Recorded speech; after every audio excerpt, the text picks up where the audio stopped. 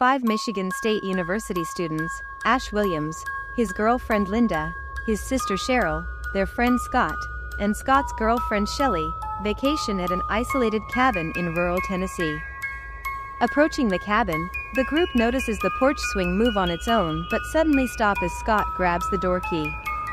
While Cheryl draws a picture of a clock, the clock stops, and she hears a faint, demonic voice tell her to join us. Her hand becomes possessed, turns pale and draws a picture of a book with a demonic face on its cover.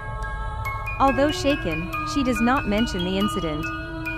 When the cellar trapdoor flies open during dinner, Shelley, Linda, and Cheryl remain upstairs as Ash and Scott investigate the cellar. They find the Naturum Demontu, a Sumerian version of the Egyptian Book of the Dead, along with archaeologist Raymond Noby's tape recorder, and they take the items upstairs. Scott plays a tape of incantations that resurrect a demonic entity. Cheryl yells for Scott to turn off the tape recorder, and a tree branch breaks one of the cabin's windows. Later that evening, an agitated Cheryl goes into the woods to investigate strange noises, and she's attacked and raped by the vines and branches of demonically possessed trees.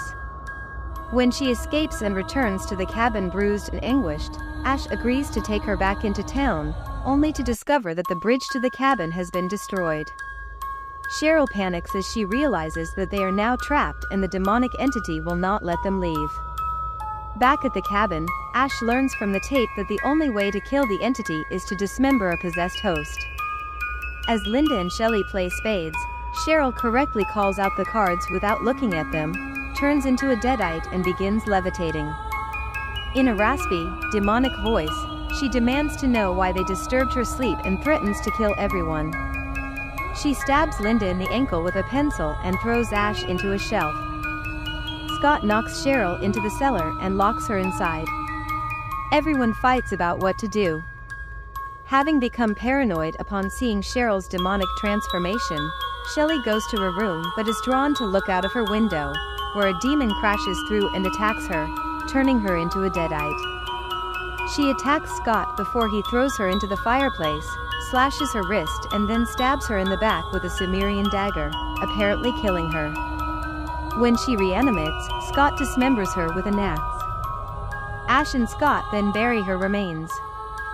Shaken by the experience, Scott decides to leave in order to find a way back to town.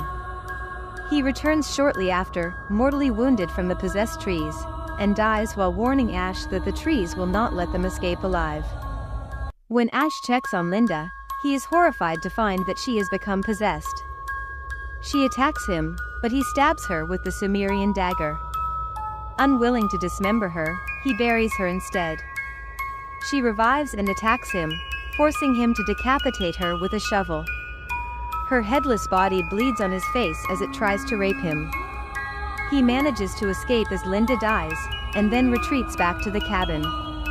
Back inside, Ash discovers that Cheryl has escaped the cellar. Cheryl eludes Ash, and attempts to choke him. Ash escapes her grasp, then shoots Cheryl in the jaw. As Ash is barricading the door, Scott's dead body reanimates into a deadite. Scott attacks Ash, and inadvertently knocks the book close to the fireplace. Ash gouges Scott's eyes out and pulls a tree branch from Scott's stomach, causing him to bleed out and fall to the ground. Cheryl breaks through the trapdoor and knocks Ash to the floor.